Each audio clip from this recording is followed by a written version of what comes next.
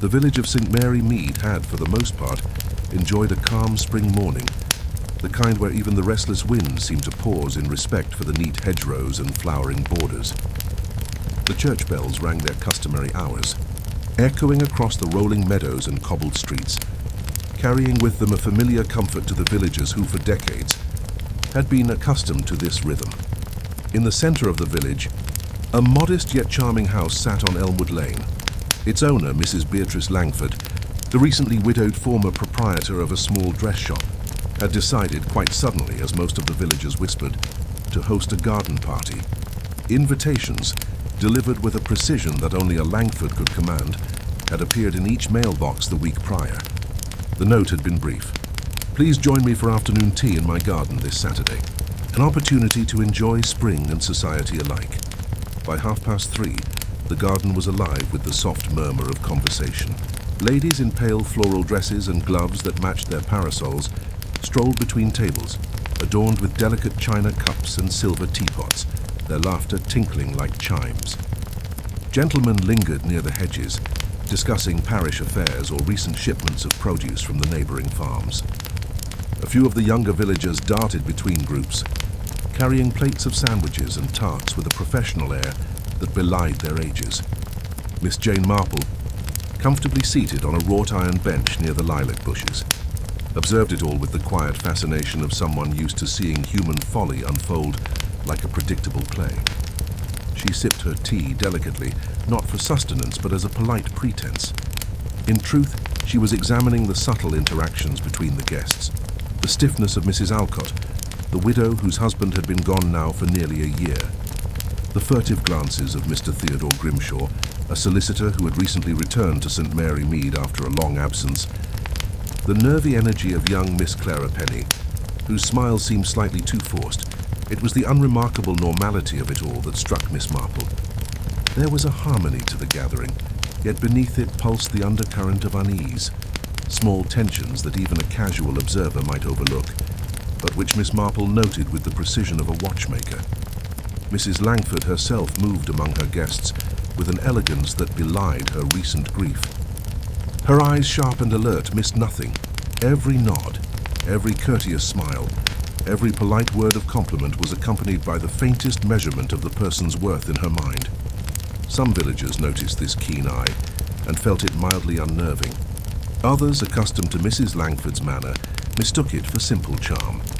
By 4 o'clock, the party had settled into a gentle rhythm. The sound of tea being poured, the clinking of fine china, and the quiet murmurs of polite conversation filled the air. A sudden commotion at the garden gate drew all eyes. Young Master Philip Alcott, the widower's nephew, had returned from a hurried errand in the village, cheeks flushed with exertion, announcing that the postman had brought an unexpected letter for Mrs. Langford. The envelope was unusual, thick, cream-colored, unmarked by the customary postmark. Mrs. Langford's slender fingers trembled only slightly as she broke the seal. Her eyes scanned the page with a practiced swiftness. Then for a moment she faltered. The murmurs around her rose into polite curiosity, and Miss Marple, who had noted every subtle sign of her hostess's reaction, leaned in quietly, without drawing attention. This is most peculiar," Mrs. Langford murmured, her voice steady but low. She glanced around the garden, her gaze settling briefly on each of her guests before tucking the letter into her purse. "Let us continue with tea," she said, though the faint tightness at the corner of her mouth betrayed an anxiety she did not wish to share. Miss Marple, sensing a disturbance beneath the surface, continued her quiet observation. There was something about the letter, she thought, though she did not yet know what. It might be a harmless communication, perhaps a late notice from a distant relative, or, though she hated to imagine it, something more sinister. As the afternoon waned, the sun dipped behind the clouds, casting long shadows across the garden. The laughter of children chasing butterflies mingled with the occasional clink of cups, and the air smelled faintly of lilac and baked scones. Nothing as yet seemed amiss, yet as Miss Marple took note of Mrs. Langford excusing herself to the house, she sensed a subtle tension in the widow's step. There was a slight hesitation at the threshold, a pause that seemed longer than etiquette demanded. Then, without further explanation, Mrs. Langford disappeared from the garden, No one thought much of it initially. Widows were often capricious in their movements, but Miss Marple's instincts whispered caution. She observed the empty path leading to the house, noting the faint traces of footprints in the damp soil. Something had shifted, something imperceptible yet significant, and she resolved to follow quietly, to see what would unfold before drawing conclusions. For in St. Mary Mead, as Miss Marple had long known, even the smallest disruption to a seemingly ordinary day could hide the most extraordinary secrets. By early evening, the news of Mrs. Langford's abrupt disappearance had begun to ripple through the village. St. Mary Mead, usually a sanctuary of gentle routines and polite nods, found itself stirred by whispers that traveled faster than the evening breeze. One by one, villagers congregated in the familiar corners of their homes, leaning over hedgerows, peering through curtains, and exchanging speculative remarks over fences. "I tell you, something is amiss," Mrs. Alcott said, wringing her hands as she spoke to her sister-in-law. She was perfectly charming at the tea and then vanished. Just like that.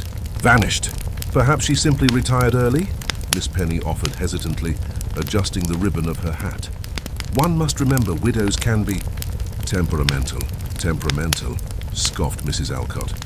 Temperamental does not vanish into the night without so much as a word.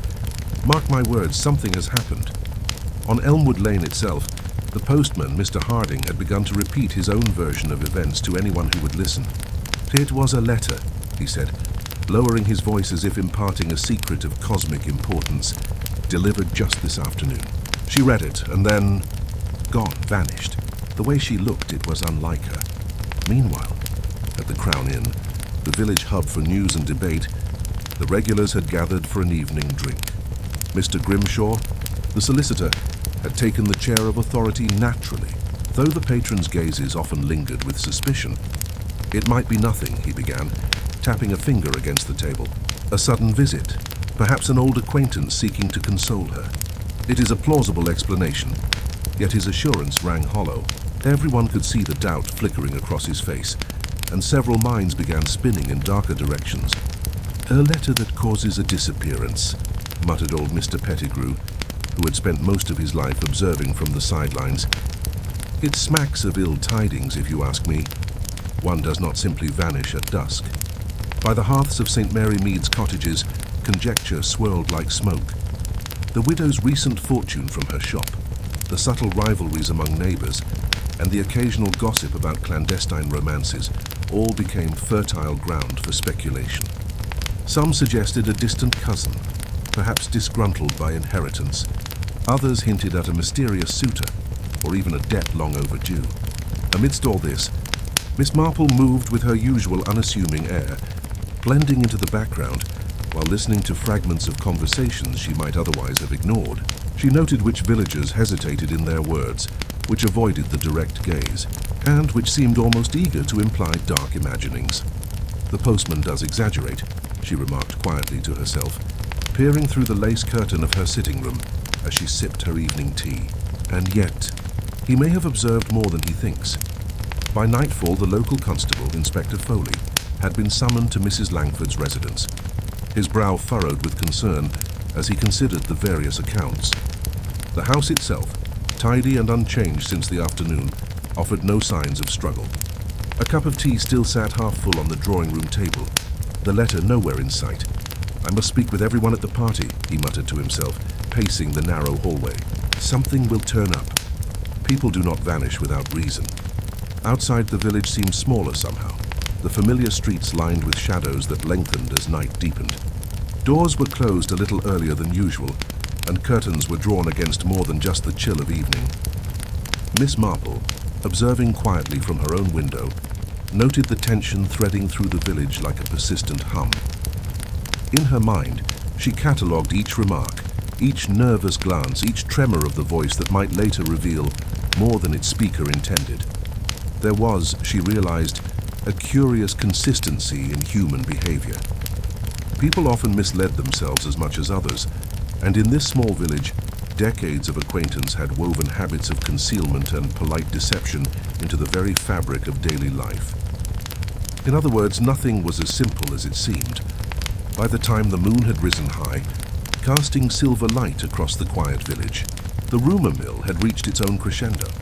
Mrs. Langford had vanished without a trace, yet each villager had constructed a story, a theory, a suspicion that suited their own fears and desires, and in the midst of it all, Miss Marple sat patiently in the shadow of her window, her keen eyes noting, memorizing, and understanding far more than anyone else in St. Mary Mead could ever imagine.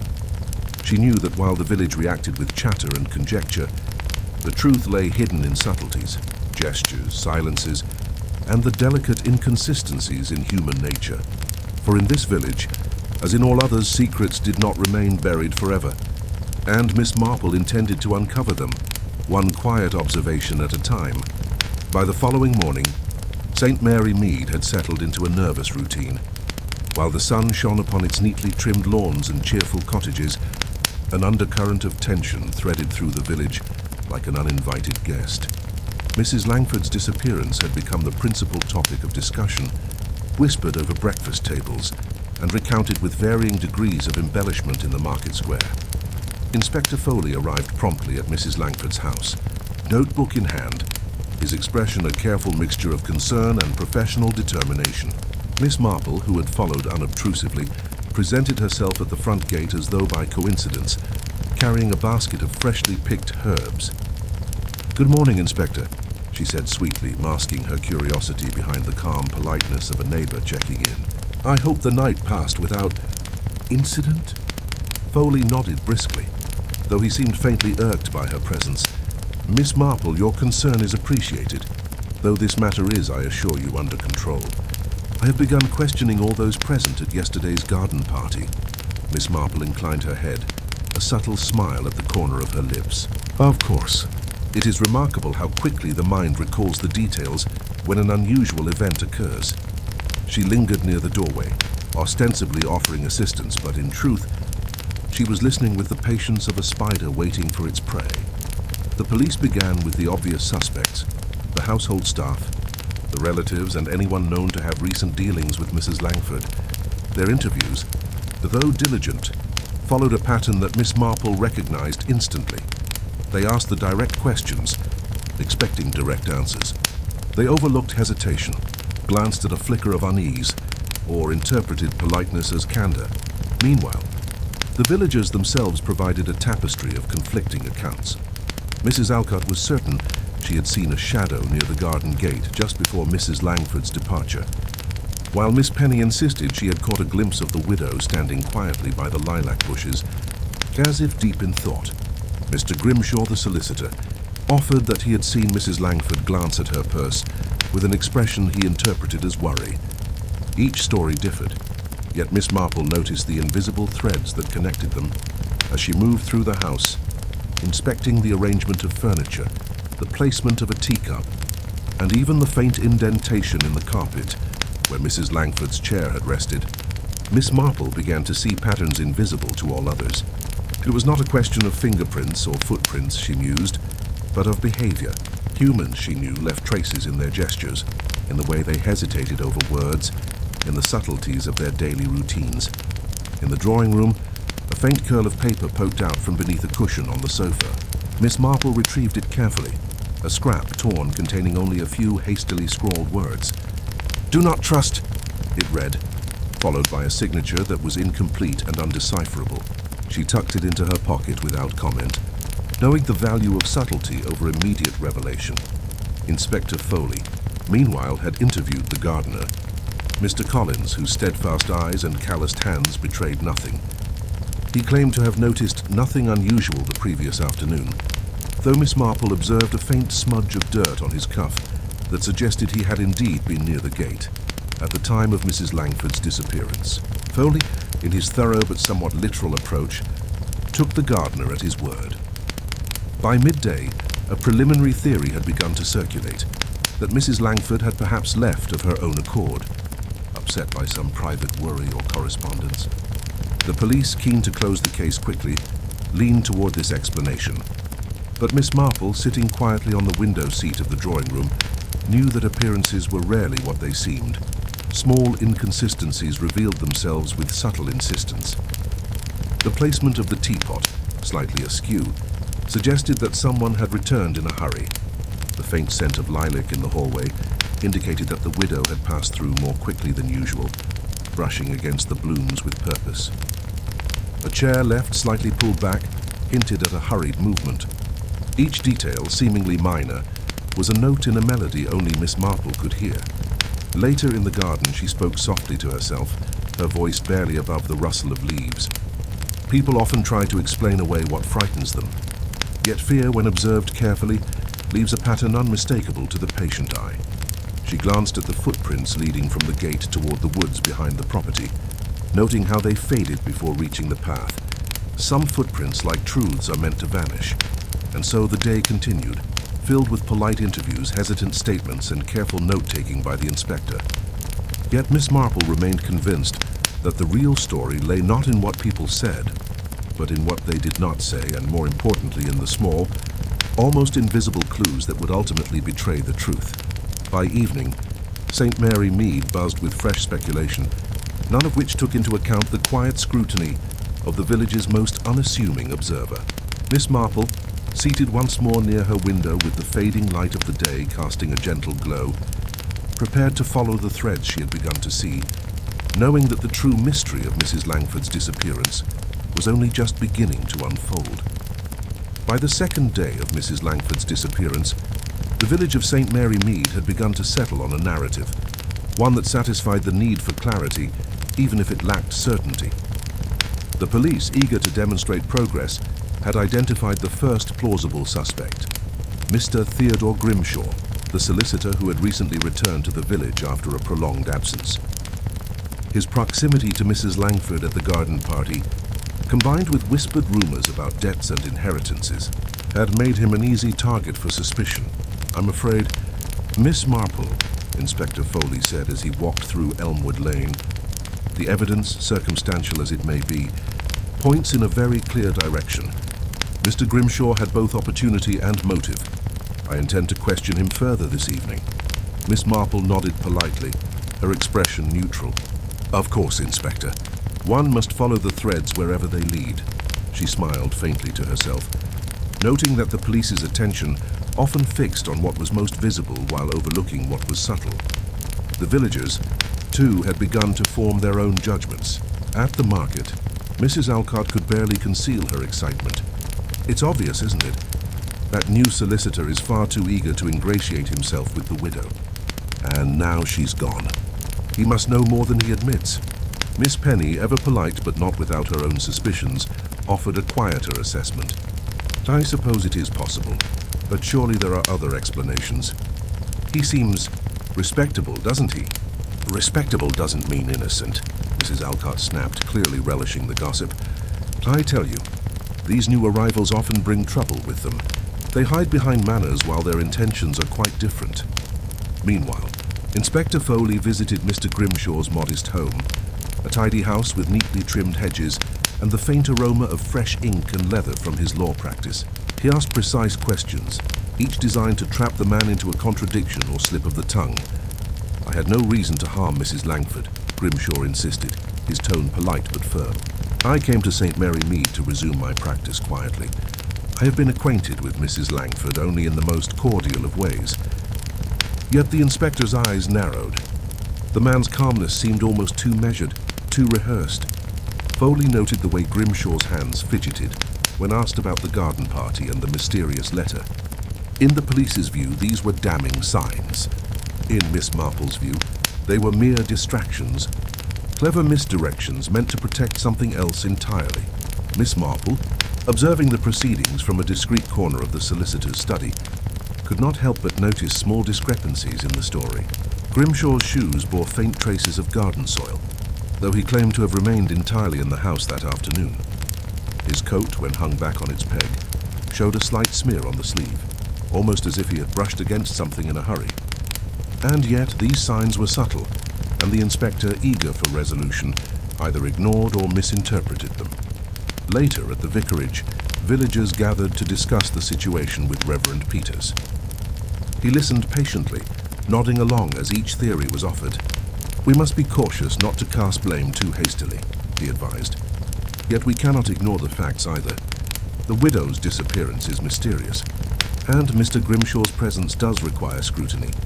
Miss Marple, seated in the corner with her knitting, listened without comment, cataloguing every nuance, the tightening of Mrs. Alcott's lips when speaking of the solicitor, the hesitant way Miss Penny glanced toward the vicar, as if seeking reassurance, the restless tapping of fingers by Mr. Collins, the gardener, who had lingered near the window far longer than seemed necessary. By late afternoon, the first theories were widely accepted among the villagers. Mr. Grimshaw was the likely culprit. The gossip had formed a neat, albeit fragile, consensus, and yet Miss Marple, observing silently from her vantage point, could not shake the feeling that the most obvious suspect was rarely the one guilty of such a carefully orchestrated disappearance. There was a subtlety to human behavior that the police and the villagers alike had yet to grasp, and Miss Marple's mind worked quietly to discern it. The twitch of an eyelid, the hesitation in speech, the slight misalignment of objects, all were pieces of a puzzle that only patience and a keen eye could solve. As the evening shadows lengthened, she resolved to revisit the garden herself, to note what might have been overlooked, the faint footprints, the shifted furniture, the barely perceptible signs that told a story of urgency and fear. And in the quiet of her observation, she knew that the truth, hidden among human actions and minor details, would reveal itself in due time. For now, however, St. Mary Mead continued to whisper of Mr. Grimshaw, and the village, eager for a solution, placed its trust in the wrong hands. Only Miss Marple, as ever, understood that appearances could be deceiving, and that the widow's disappearance was far more intricate than anyone dared to imagine. The morning after the initial questioning, Miss Marple awoke with a sense of quiet determination. The village, she knew, was busy chasing shadows and forming stories that often obscured the truth rather than revealing it.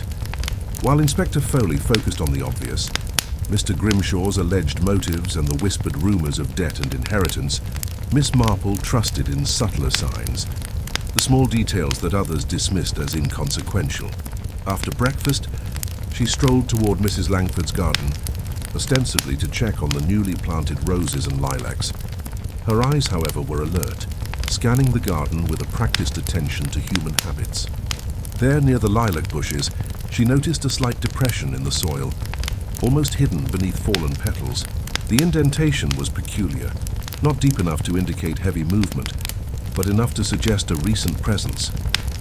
Miss Marple crouched silently, examining the earth. A faint, irregular smear of mud extended from the edge of the path toward the hedge. The pattern was subtle, as though someone had brushed past in a hurry, perhaps slipping or caught by surprise. Most visitors would never have noticed it, attributing it to a stray garden trowel or careless footsteps. Yet to her it was a thread waiting to be followed. Her attention shifted to the porch steps, where a small folded handkerchief lay partially concealed beneath a flower pot. Miss Marple retrieved it with care.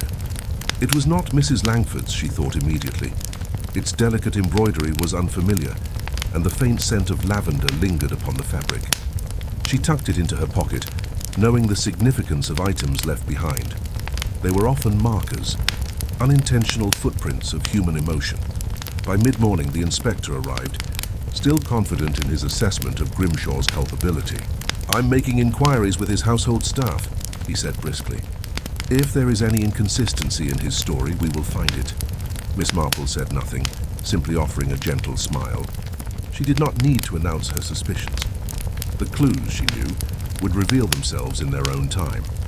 As Foley continued his questions with the household staff, Miss Marple wandered through the garden paths, noting subtle traces.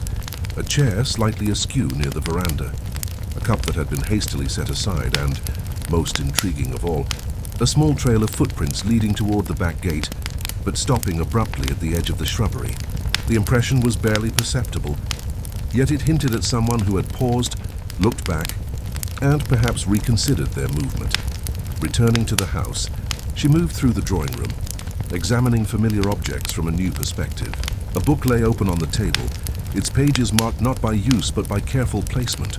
It was a ledger from Mrs. Langford's dress shop, but one corner was dog-eared, the entries beneath smudged as though someone had referenced them hastily. Miss Marple could almost imagine the scene, a visitor rifling through the ledger, concerned with details that might later provide leverage. The most revealing clue, however, awaited her in the garden shed, a place that few villagers frequented. Its door, slightly ajar, suggested no forced entry, but the subtle displacement of tools indicated that someone had moved in and out quickly, their presence unnoticed by anyone else. There, among the ordinary implements of garden work, she found a discarded envelope. It was plain, unmarked, and contained only a single sheet of paper with faint pencil scribbles. A series of numbers, seemingly meaningless. Miss Marple held it carefully. Numbers often told stories, dates, sums, or codes that, when combined with observation, revealed far more than a hastily formed alibi. She did not attempt to interpret them yet. Instead, she placed the sheet in her pocket. It would wait until patterns became clearer, until she could see the hidden web of motives and movements that connected the villagers. By noon, a small crowd had gathered outside Mrs. Langford's house, their curiosity mingled with anxiety. Questions were asked, theories repeated, and conclusions drawn hastily. Yet none of the villagers nor the inspector noticed the subtle signs Miss Marple had discovered: the footprints, the handkerchief, the displaced items, or the cryptic numbers.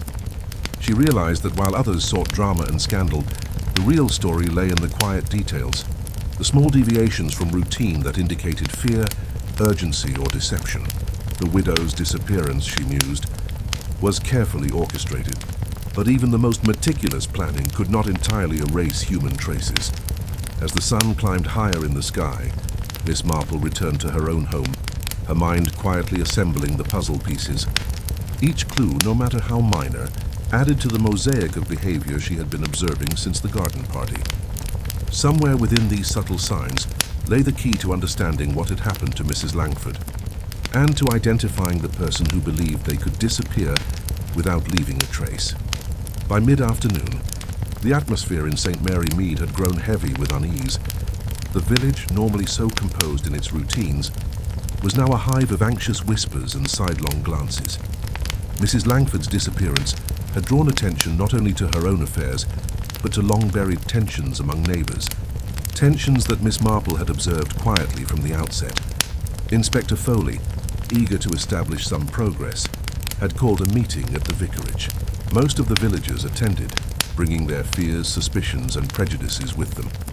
The conversation, while polite on the surface, quickly descended into a tangled web of accusations and half-revealed secrets. Mrs. Alcott was the first to speak, her tone sharp. "It seems clear to me, Reverend, that Mr. Grimshaw had both opportunity and motive. He has returned to St. Mary Mead suddenly, yet he lingers too closely to those he seeks to influence. And now this letter, whatever it contained, has sent the widow running." Miss Penny, adjusting her gloves nervously, added, "I have my doubts. It is true he was near her, but we have no proof of wrongdoing. Perhaps she left on her own accord, troubled by some private matter." The discussion grew tense as other villagers began to reveal fragments of information previously unspoken. Mrs. Hargreaves, whose husband had once had a disagreement with Mrs. Langford over shop deliveries, muttered, "I wouldn't put it past anyone to take advantage of a widow's trust. People see weakness and strike, don't they?" Mr. Collins, the gardener, whose presence had been mostly unnoticed until now, cleared his throat. "I did notice during the garden party that Mrs. Langford seemed unusually tense when certain people approached. Not everyone, mind you, only specific individuals." His eyes flicked briefly toward the vicar, who inclined his head in acknowledgement. Miss Marple listened carefully, her mind piecing together the relationships and rivalries. She noted the slight twitch of Mrs. Alcott's lips when speaking, the anxious glances exchanged between Miss Penny and the vicar, and the careful way Mr. Collins phrased his observations. Each subtle gesture, each carefully chosen word, revealed layers of human behavior that the inspector, in his eagerness for a solution, might easily overlook. The vicar, Reverend Peters, attempted to restore civility. "Let us not cast aspersions without reason," he said gently. "But it is clear that there are grievances and rivalries that have not been spoken of openly. Perhaps it is time for honesty." It was then that Miss Marple quietly raised her hand, drawing attention with her understated presence. "Indeed, Reverend," she said softly. Sometimes the smallest grievances or secrets long hidden can lead to actions we would least expect. People may act out of fear, jealousy, or desperation, even in the most familiar surroundings. She allowed the words to sink in before continuing. And often, these actions are revealed not in grand gestures, but in the tiniest of details. What someone leaves behind, the hesitation in a glance, the misplacement of an object. One must look carefully, not only at what has been said, but at what has been left unsaid. The room fell silent for a moment, the weight of her observation settling over the group. Even Inspector Foley seemed unsettled, aware that his focus on the obvious suspect might be too narrow. Soon, more revelations surfaced. Miss Penny admitted that she had seen Mr. Grimshaw speaking privately with Mrs. Langford earlier in the week, but she could not recall the subject. Mrs. Alcott reluctantly confessed to overhearing a heated discussion between the widow and a visiting cousin regarding some unsettled business. Mr. Collins recalled, almost reluctantly, that the gardener's shed had been disturbed the previous evening, something he had thought too trivial to mention. Each revelation added complexity rather than clarity.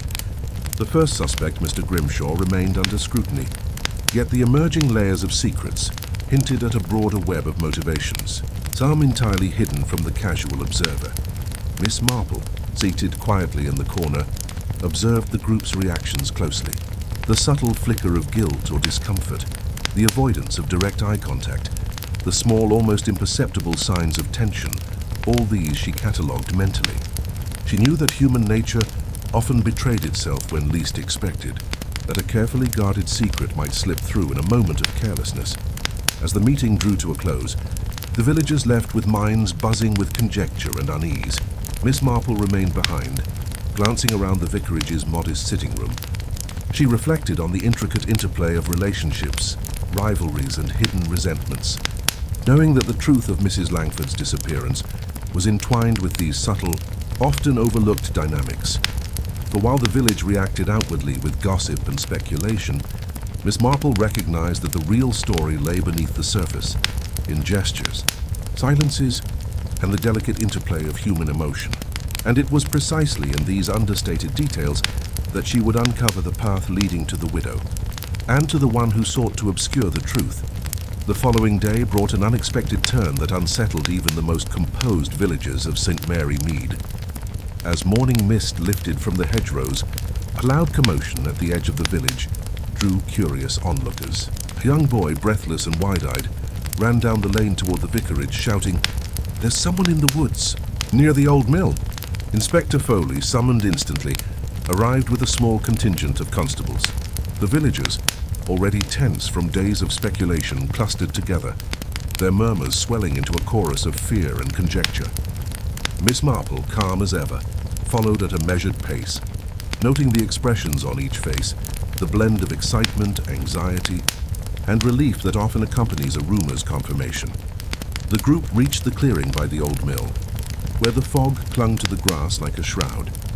There, partially hidden among the undergrowth, lay a bundle of clothing and a discarded satchel. Foley approached carefully, hands on his hips, while the villagers craned their necks for a better view. "It appears," Foley muttered, crouching beside the items, "that someone has been here recently." Footprints lead away toward the hedgerow. But the question remains, who left this and why? Miss Marple, examining the scene, noticed details that others overlooked. The clothing was not Mrs. Langford's, yet it bore a faint trace of her familiar lavender scent. The footprints indicated hurried movement, but avoided the central path, suggesting someone deliberately sought concealment. A small smear of soil on the satchel hinted at recent contact with the garden's earth. Meanwhile, whispers among the villagers hinted at darker possibilities. Mrs. Alcott leaned toward her sister, voice hushed and urgent. "It's clear now. Grimshaw must have tried to mislead us. Perhaps he lured her into the woods to dispose of the evidence." Miss Penny shook her head nervously. "I hope that is not so, but it does seem plausible. How else could these items have appeared?" Miss Marple, however, remained unperturbed. She observed the footprints' irregularity, the careless placement of the clothing, and the faint indications that the person responsible had not been fully aware of how closely the villagers' eyes were following them. A subtle impression in the soft earth caught her attention. a fingerprint smudge on a metal clasp. Far too light to be of forensic consequence, but enough to suggest nervous handling. The discovery prompted Inspector Foley to extend his inquiries. He returned to Mr. Grimshaw's residence, pressing him for explanations of his movements. The solicitor's composure remained intact, though there was a flicker of surprise at the revelation. Yet Miss Marple noticed a slight twitch in his left eyebrow, a momentary hesitation in his otherwise measured speech. As the day progressed, additional fragments of information emerged.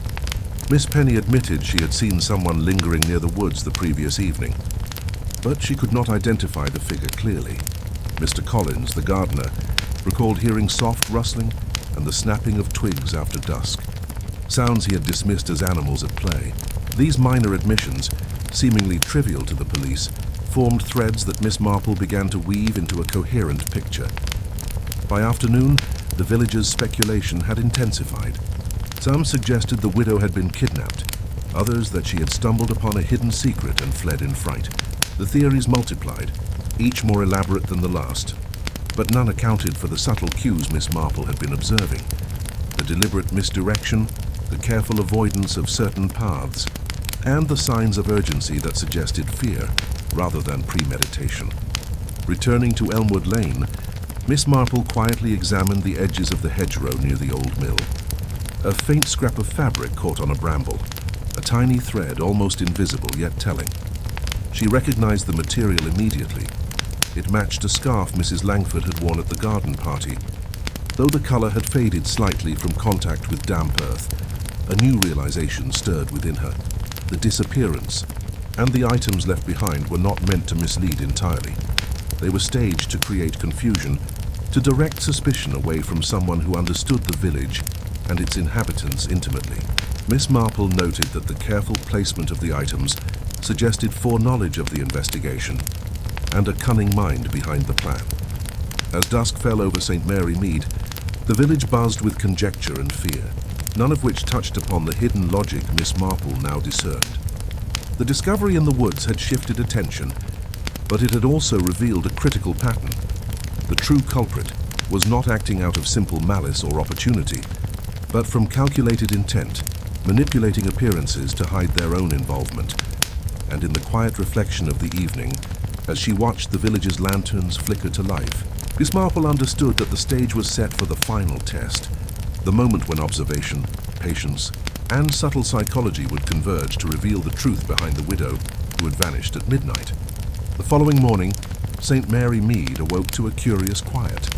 Though the sun bathed the village in its gentle light, there was an undercurrent of anticipation, an almost tangible sense that the days of conjecture were approaching their end.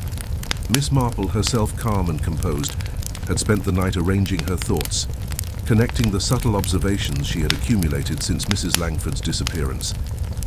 Today, she decided, the final test would begin. She invited Mr. Grimshaw to her sitting room under the pretense of sharing tea and discussing village matters. The solicitor, polite but wary, accepted without hesitation, confident that the focus on him was superficial. The arrangement was simple, a quiet conversation, but one designed to reveal the hidden truths that mere questioning could not. Mr. Grimshaw, Miss Marple began, arranging her tea on the small tray. I'm curious about how people sometimes act under pressure. You know, when confronted with something unexpected, they often reveal more than they intend. She poured the tea carefully, her movements deliberate, observing the solicitor as he accepted the cup with practiced civility. Grimshaw smiled faintly. I am sure we all do, Miss Marple, though I would hope one might maintain composure when necessary. Composure, she murmured almost to herself, can be a delicate thing, especially when others are watching, or when one has reason to hide the truth. She sipped her tea, her gaze steady but gentle, letting silence fill the room. As the minutes passed, she guided the conversation subtly, introducing topics indirectly related to the disappearance, the garden party, the letter that Mrs. Langford had received, and the unusual footprints near the woods. With each reference, she observed the slightest change in Grimshaw's demeanor, the tension in his shoulders, the brief tightening of his jaw, the fraction of a second when his eyes flickered away. Curious, she said lightly, how someone might leave items behind to create a story. An abandoned scarf, a dropped letter, footprints in unexpected places. Yet it never occurs to them that some observant person might notice the inconsistencies. She allowed the words to linger, then added with innocence, "I always wonder what a careful observer might see that others overlook." Grimshaw set his cup down, eyes narrowing slightly. "I cannot imagine what you mean, Miss Marple. Surely anyone would notice the obvious if there were any inconsistencies." Miss Marple's lips curved faintly. "Perhaps. But sometimes the most obvious explanation is not the correct one. People often mislead themselves before they mislead others, and fear, even when concealed, can betray them." She glanced casually toward the window, then returned her gaze to the solicitor, who now seemed visibly uncomfortable. She continued with the story, innocuous in appearance, about a hypothetical disappearance of a widow and a series of cleverly placed clues. As she spoke, she watched Grimshaw's reactions with meticulous attention. The way his fingers drummed on the edge of the table, the subtle shifting in his seat, the brief tightening of his lips. Each motion, though small, spoke volumes to her practiced eye. Finally, she allowed silence to dominate the room once more. Grimshaw, unsure of her intentions, glanced at her as though seeking guidance. Miss Marple leaned forward slightly, lowering her voice. "Do you find it difficult to maintain control when things do not go according to plan?" The question, indirect yet pointed, elicited a reaction she had anticipated. A flicker of guilt, or perhaps fear, crossed Grimshaw's otherwise composed expression. He shifted uncomfortably, his eyes darting to the door and back, as if searching for a path of escape from observation. Miss Marple allowed herself a small, approving smile. She had observed enough to confirm her suspicions. The true test, she knew, had worked. The calculated responses, the subtle signs of discomfort, the almost imperceptible betrayals of composure. These were far more revealing than words spoken aloud or defenses offered. By the end of the visit, she thanked him politely for his company, sending him away with the customary civility of a neighbor. Yet she knew with quiet certainty that the final pieces of the puzzle were now in her grasp. The web of human behavior, carefully observed and patiently unraveled, had provided the insight needed to identify the one responsible for Mrs. Langford's disappearance. Miss Marple closed the door behind him and walked to the window. Gazing out over the village she knew so intimately, each house, each hedge, each familiar path held a story of hidden motives and concealed truths. And now at last the truth was within reach, the final reveal, when all the subtle clues, observations, and human behaviors she had catalogued would converge to expose the widow's mysterious fate. By late afternoon, the village of St. Mary Mead had grown quiet, as if it too sensed that the conclusion of Mrs. Langford's disappearance was imminent. Miss Marple had summoned the key villagers to her sitting room, under the guise of sharing tea and discussing the unsettling events of the past week. There was a nervous anticipation in the air, and even Inspector Foley seemed slightly uneasy, aware that the day's revelations might challenge the simplicity of his earlier conclusions. Miss Marple began gently, her tone calm and deliberate. "We have all observed in one way or another the strange occurrences surrounding Mrs. Langford's disappearance. Footprints in the garden, a misplaced scarf, the brief glimpses of shadowy figures in the hedgerows. And yet, none of these signs speak to simple happenstance. They are the traces of someone very aware of what they were doing. Someone who believed themselves clever enough to mislead all who watched." The villagers leaned forward, curiosity and tension reflected in their faces. Foley adjusted his hat and scribbled a few notes. Though Miss Marple knew he was already suspecting her certainty, she continued, "Consider the footprints near the old mill, which led to a clearing, but did not continue along the main path. Someone intended to be seen, yet also to remain concealed.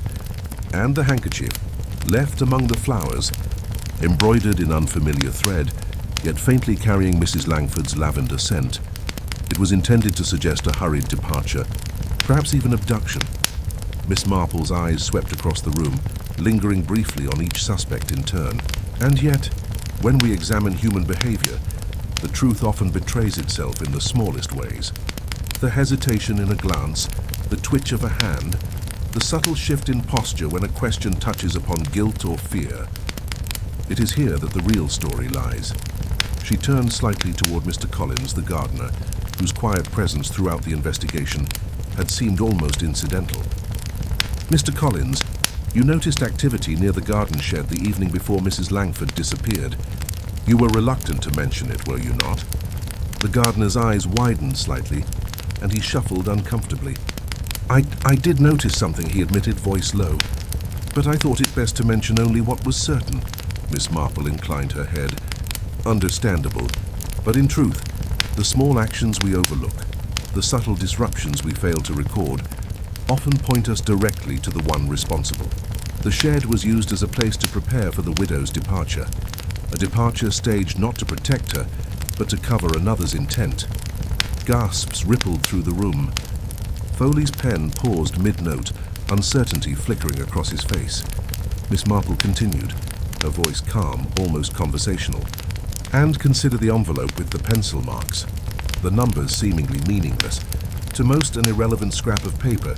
To those who observed carefully, it indicated careful planning, a coded message, a timetable known only to the orchestrator. And that orchestrator, as subtle misdirection revealed, relied on the community's assumptions to hide in plain sight." Her gaze shifted toward Mr. Grimshaw, though she did not accuse directly. Instead, she let her observations hang in the air like a gentle mist, allowing the villagers themselves to sense the inconsistencies in their assumptions. "The individual who orchestrated this disappearance understood how we look for the obvious. They trusted in human expectation, in the assumption that the most convenient suspect is the correct one. Yet the signs, small though they may be, betrayed them. The footprints, the misplaced handkerchief, the scarf caught in the bramble, all of it pointed to someone we had overlooked, someone whose intimate knowledge of the village allowed them to manipulate events unseen."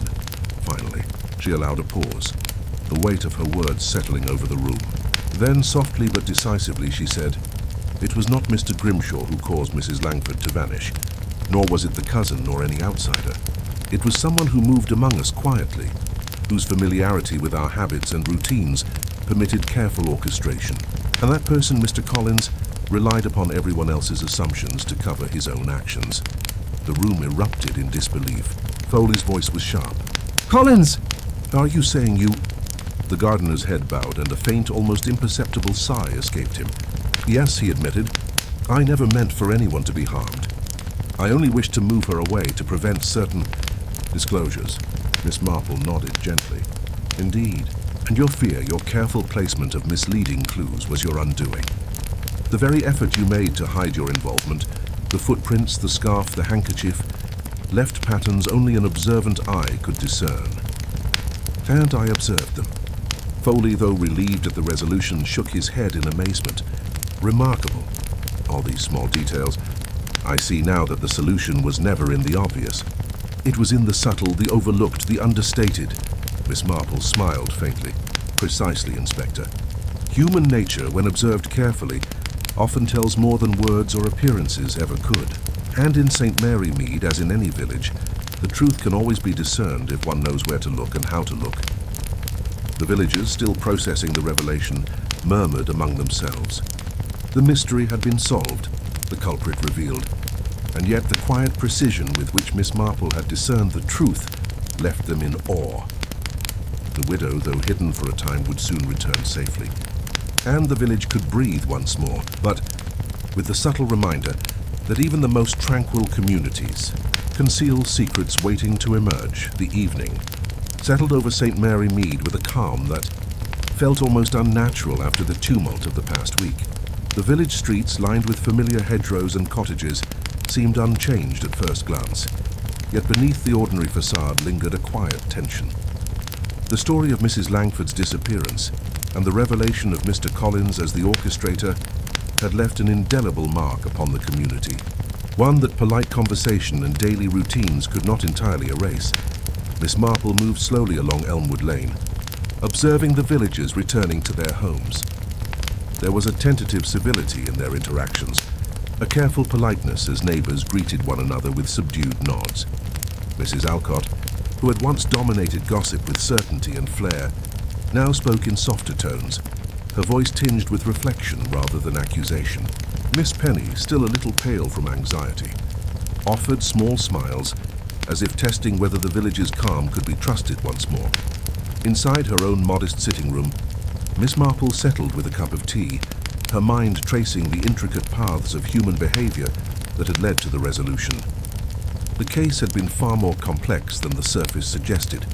Subtle misdirections, carefully staged evidence, and the manipulation of village assumptions had all been designed to hide the truth.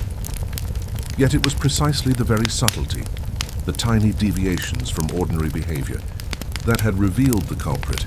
Even Inspector Foley, typically confident and methodical, had acknowledged the skill involved.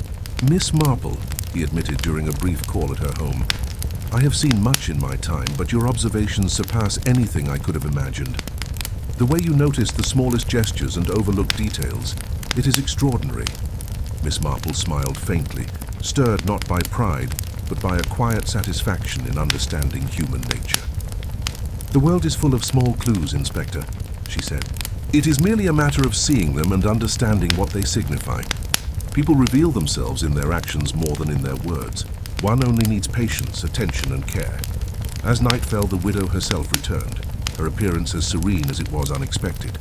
She had hidden temporarily, fearing scandal and misunderstanding, yet unharmed. The villagers welcomed her back with a mixture of relief and lingering curiosity. Though most did not yet comprehend the full measure of Miss Marple's insight, Mrs. Langford's gratitude was quiet and understated. She understood, as only she could, the subtle genius that had guided the discovery of the truth. The resolution of the mystery left some discomfort lingering among the villagers. Mr. Collins, though remorseful, faced the consequences of his actions. The community, while relieved, now regarded one another with a renewed awareness that even familiar faces could conceal complex motives. In the weeks that followed, conversations returned to gentler topics, yet occasionally a subtle glance, a thoughtful pause, reminded the villagers of the events that had transpired. Miss Marple, as always, continued her quiet routines, her days filled with knitting, walks, and observation. She understood that the patterns of human nature were inexhaustible, that the interplay of secrets, pride, and fear would continue to shape lives long after the immediate crisis had passed. And though the village returned to its outwardly peaceful rhythms, she knew the echoes of the week's events would linger in memory, a gentle reminder of how even the most ordinary communities conceal extraordinary complexities. In the end, the widow who had vanished at midnight had returned safely, yet the story left a subtle, permanent mark on St. Mary Mead. Miss Marple reflected upon the delicate balance of human behavior, recognizing that the smallest acts of observation, patience, and understanding could illuminate the deepest truths. The village might seem quiet, but beneath its surface, life continued with all its secret movements, intricate loyalties, and hidden motives, an ever-present canvas for a discerning mind to interpret. With a soft sigh, she set down her tea and glanced out of the window at the moonlit hedgerows, content in the knowledge that for now peace had returned.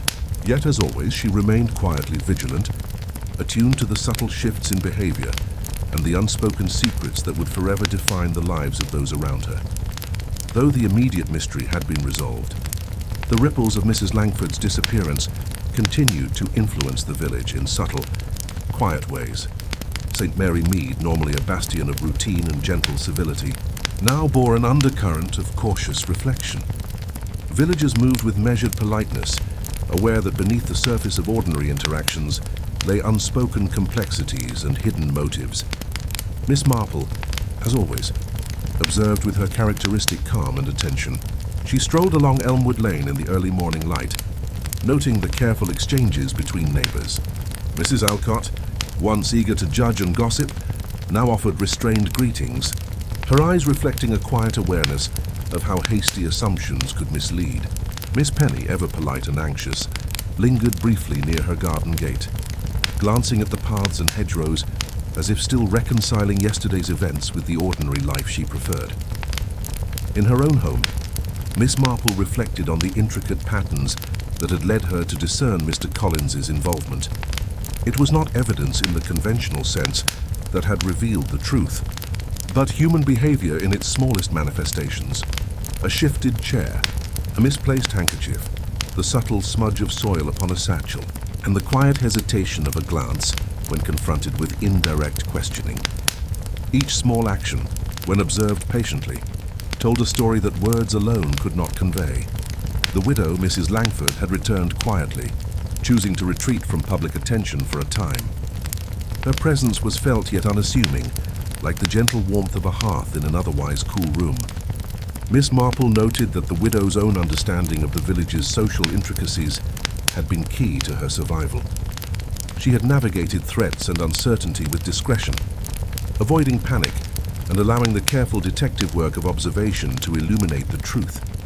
Even the villagers who had seemed most certain of their assumptions, Mrs. Alcott, Miss Penny, and a few others, began to recognize that the resolution of the mystery had exposed not only the culprit, but also their own misjudgments. The awareness that human behavior is often layered and deceptive fostered a newfound humility and a deeper understanding that appearances could rarely be trusted at face value. Inspector Foley, despite his initial focus on the obvious suspect, had learned a measure of respect for subtler forms of deduction.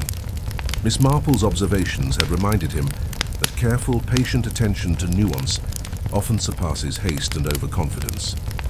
He had taken notes, studied patterns, and realized that even in law enforcement, there are truths that cannot be forced into existence, but must be discerned from the evidence of human behavior itself. By afternoon, the village began to resume its familiar rhythms, though with a subtle difference. Conversations were tinged with reflection, glances were more discerning, and a quiet wariness lingered where trust had once been implicit. The ripple effects of the disappearance had not dissipated entirely. They had altered perception, revealing that St. Mary Mead's tranquility was a delicate balance, easily disturbed by secrets and subtle manipulations. Miss Marple, seated by her window with a cup of tea, contemplated these quiet changes. The village would recover as it always did, yet she knew that beneath every calm surface, life continued to stir in unpredictable ways.